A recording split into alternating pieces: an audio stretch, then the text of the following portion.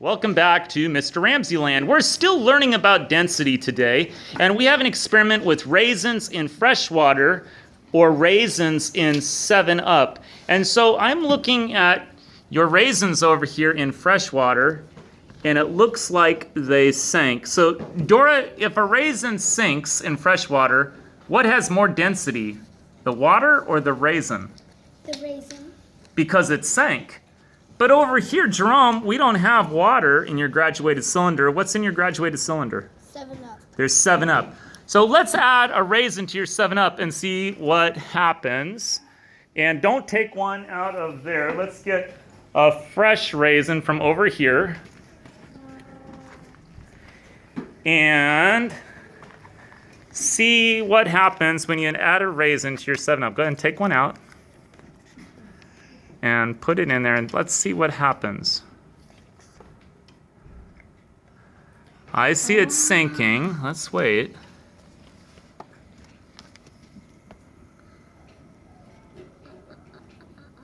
I see it down there.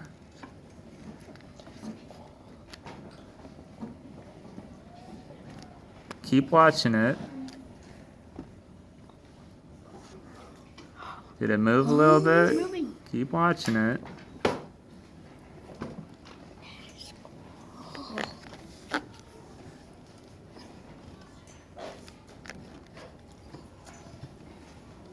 I'm not seeing a lot of, oh, it's moving a little bit.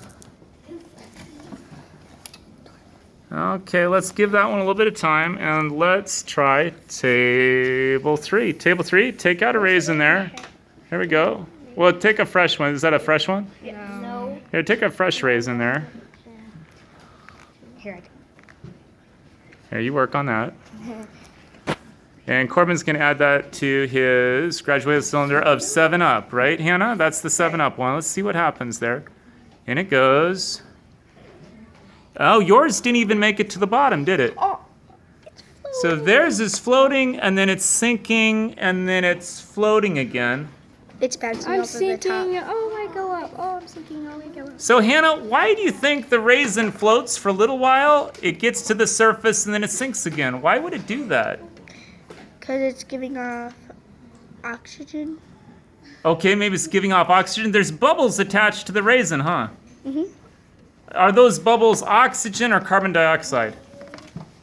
Carbon dioxide. Yeah, because your 7-Up is carbonated, right? Yeah. So you've got carbon dioxide that's changing the density of the raisin. Not permanently, but just long enough for it to float to the surface. Now, once it gets to the surface, does it sink again? Let's find out. Add a raisin to your 7-Up there. Let's see what your raisin does. Theirs got about halfway down, and then it came back up again. There it goes. It is heavy. Right? Your raisin is pretty dense. I see it at the bottom there. Put another raisin in. Let's see what happens to that one. Oh, that one's less dense, isn't it? Look at you. Now, it doesn't stay at the top, does it? It goes up, and then it comes back down. What happens when it hits the surface? What happens? The bubbles. The bubbles pop. Bubbles. So if the bubbles pop, does the raisin become more dense at that moment? Yeah. It does. It becomes more dense and it starts to sink. It gathers more bubbles. It becomes less dense. It starts to rise. And then when it hits the surface, what happens? It goes back down. Well, because the bubbles pop, right? All right, let's share those raisins with table 2. Can you give some of those raisins to table 2? Go, go, go, go, go. Yes.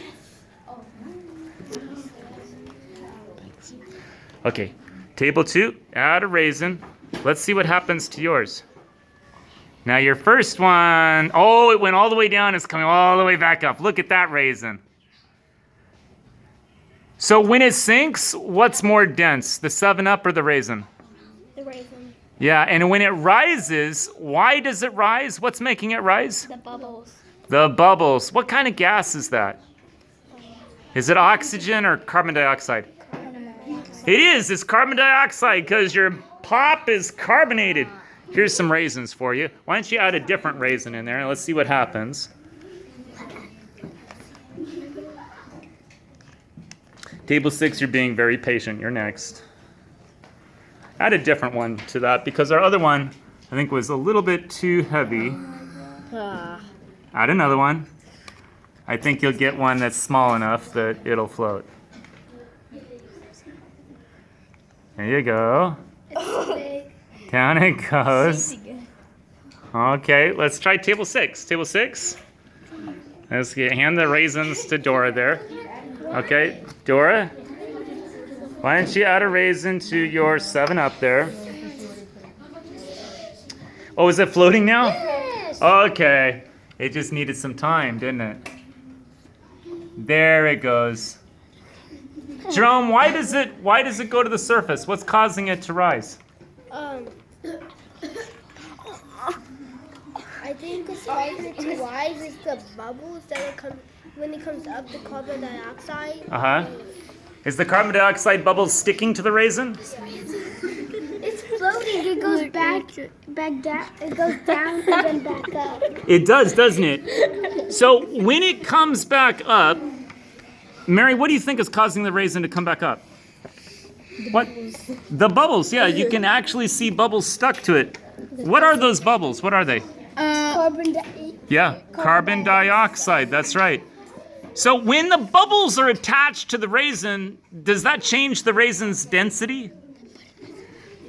Mary, does that change its density? Yes. Yeah, because they're attached to the raisin. Let's take those raisins over here to table 5. Table 5, here's some raisins for you.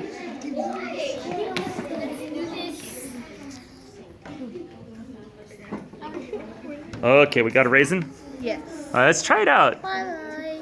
Bye, lazy. And it goes. Please go up. The bubbles are letting off of the raisin and it's coming up. No, it isn't. The bubbles are coming up the raisin and it's coming up. There it comes. I'm like carrots and pillow. Okay, now you've seen when that raisin goes up to the surface, what happens when it hits the surface? What happens to the bubbles? The bubbles go up, then they go back down. Right, and so when the raisin is rising, Christian, does it have more or less bubbles on it when it rises? More, yeah. Look at all the bubbles on it. Because the bubbles are getting caught in it. Yeah, and then some of them pop, don't they? And when it pops, the raisin sinks. Does it have more density as it sinks? Yes. Yes, it does. Good. 4th graders changing the density of a raisin with 7-Up. Good job.